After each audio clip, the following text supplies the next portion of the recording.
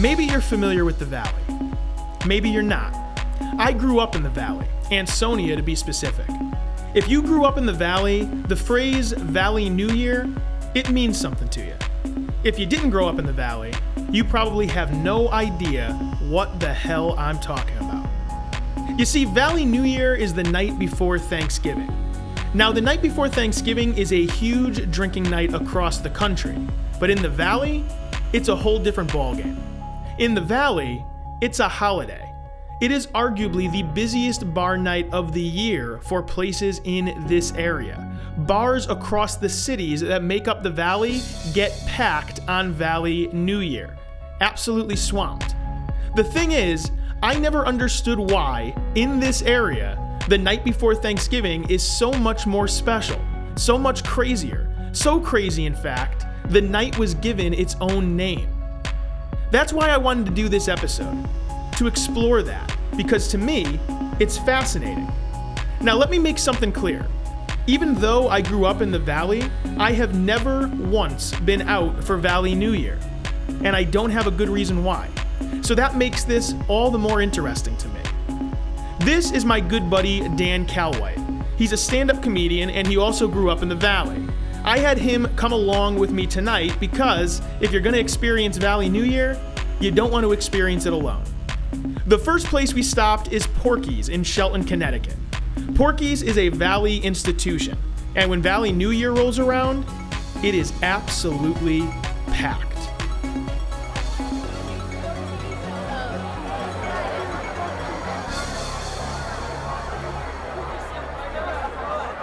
The night before Thanksgiving is traditionally, for every bar, it is a busy night. It is a packed crowd. I don't care where you are in the state or in the country. It's swamped. But in the Valley, it is a totally different animal. It's a weird kind of like lemmings almost. That's the best way I could describe it. They're all coming here to kind of jump off the cliff for the evening. That's Valley New Year. I've always said that people who never grew up in the Valley and didn't spend a lot of time in the Valley don't understand the Valley. Growing up in the Valley is one of the best things that happened to me because you have these so many different levels of people that you go to school with. And it just makes so much sense. You're exposed to so many different people. If you even just look in here, it's such an amalgam of people. It's like a petri dish almost, everything that's going on inside. It's awesome to me. I think it's really, really interesting. Why do you think certain parts of the state are, I don't know, they stereotype the Valley? I went to the high school in Notre Dame in West Haven, and I was going to school with a lot of kids who came from families with money. And they heard that I was from the Valley. A lot of times there'd be jokes. You know, my favorite one is I remember someone made the comment to me, oh, that means your mother's also your cousin. Like, it's stuff like that. I never understood where the stereotypes come from. Why is there that kind of thing in the Valley? I think because there's not a lot of money in the Valley. Ever since the factories have moved out of, Ansonia, Naugatuck, Waterbury, it's just become this desolate area. Back in the 60s when JFK was running for president, he came through Ansonia. He went down Main Street because it was a place to be. There was work here. They had to reach these people. They wanted these votes. Now that there's no factories left, it's not a place people are gravitating towards. It's just, they're not building up, they're breaking it down. They're trying to make it something again. And I think it is kind of working. What do you look for in a Valley bar? Because a Valley bar, traditionally to me, is no frills. I like atmosphere, that's important. Readily accessible restrooms. I like to be able to pee whenever I want to. Let's say you're bringing someone to the Valley who's never been here before. You're like, hey, it's the night before Thanksgiving. This is Valley New Year. What is the game plan that you put in place? When do you come out? What do you do? We'd still be at home. Probably drinking whiskey. We'd have a couple of whiskeys, drinking beers, listening to music, getting ready to go out. Then we probably would come down here when it was getting really wild. Then we'd try and have a shot once we got down here. Then we'd probably go to a place where there's a local band or maybe a DJ. And then we would try and pick up any girl that wants to go home with us.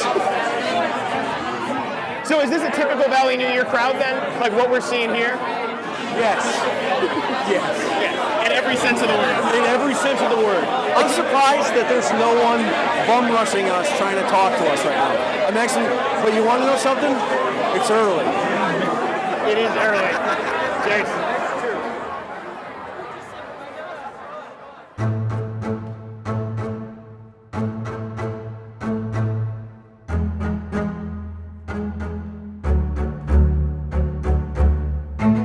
To experience Valley New Year in all its glory, you can't just go to one place. You see, the celebration that is Valley New Year is bigger than one city. It's bigger than one bar. Valley New Year encompasses the entire valley, and each place you go has its own unique feel. Each place you go has its own unique way to celebrate. This is Bar None in Derby, Connecticut. Bar None is, without a doubt, one of the most popular bars in the valley. It's a spot locals come to when they want to have a few beers. It's a spot out-of-towners regularly visit when they're making their way through the area. On Valley New Year, though, it's a whole different scene. On Valley New Year, Bar None is packed to the brim. There's beer flowing from the taps, shots being poured everywhere you look, the music is loud, and the people, well, the people are having fun. This is Matt Krugel. He's the owner of Bar None, and on Valley New Year, when you own a bar, you have got a lot on your plate. So a night like Valley New Year, as a bar owner, is this the kind of thing that excites you? Is this the kind of thing that frightens you? It definitely stresses you out, but it's exciting. It's a lot of work, but at the end it is worth it. You know, to see everyone from around the area enjoying themselves. So. Do you see people coming in for Valley New Year now who don't live in the valley? Because it seems to have become a thing where people are coming in from outside the city. Where when I grew up and you grew up and you grew up in the valley, it was a valley thing. On any given night, I'll know 75 to 80% of people in this restaurant bar, but tonight maybe 20%. I don't know half the people that come in here. Never seen it before in my life, which is kind of cool. Describe Valley New Year to the uninitiated. A lot of good times, a lot of drinking, a lot of dancing. Usually, it's hands down the best time you have this time of year. Valley New Year, it's bigger than the 4th of July.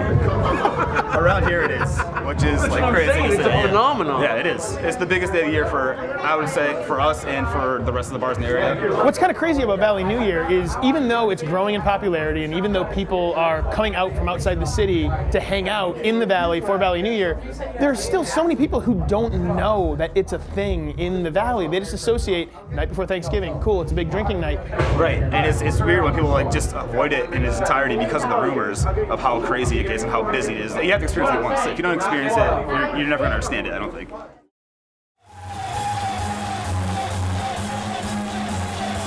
What is the evolution then of like a Valley New Year night then? Because I'm envisioning it starts upright, and then you grab a beer, and then it gets a little less upright, and by the end of the night, you're laying down on your side, wondering what happened.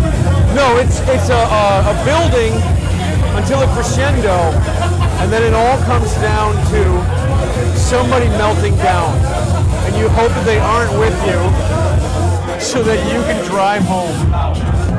So what's really cool to me is the fact that you have two different places, both celebrating the same holiday, but it's two completely different atmospheres. Because Porky's was a busy bar scene, and then you come here and crap, there's club music, there are people grinding on the dance floor, it's a whole different scene. But it's funny because that's the difference of a mile and a half, if it's even that much. Like over there it was like somewhat civil, even though there were like 1,000 people there, and then over here it's people dancing to techno music like it's actually worth dancing to. Is this your kind of scene? Which one is your kind of scene?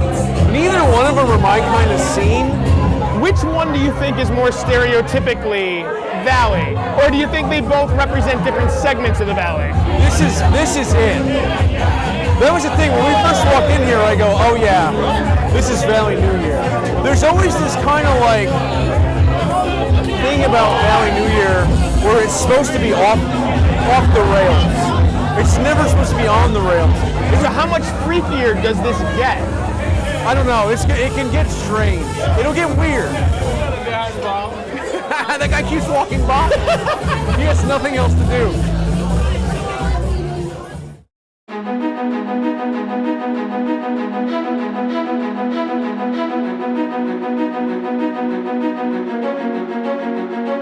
In my opinion, there is nothing that is more authentically Connecticut drinking culture than Valley New Year. Think about it. Valley New Year is something that only happens here. in these cities, with these people. Valley New Year isn't something you can talk about in other states. They wouldn't know what it means. Valley New Year isn't something you can really even explain to people in other cities and towns in Connecticut, because without experiencing it, it's really tough to describe. The goal tonight was to come out and have a good time, have a few drinks, but to also try and understand why this night, in this area, means what it does. I actually thought we were going to figure out what is Valley New Year. Is there some story behind it that I didn't know? And that doesn't seem to be the case. They gave it a name. Every other place has the night before Thanksgiving. Now it has some stature, like, oh, Valley New Year? Yeah. Hey, maybe we can get drunk on Tuesday because it's Valley New Year's Eve. Growing up in the Valley is a tight-knit community. It is one of those places where on a Sunday morning, if you go to Valley Diner, if you go to Heavenly Donuts, you meet people who live in the area. You see people who you know. And that's what Valley New Year is. It is simply a drinking version of that.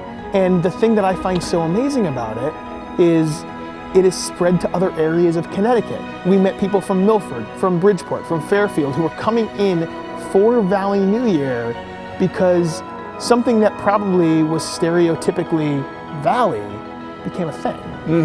I like to call it glory days. So now they're here and they're like, hey, remember how great it was? And it's like, yeah, I guess it was great. Well, let's go get some food. Yeah, let's do that. Sounds good, man.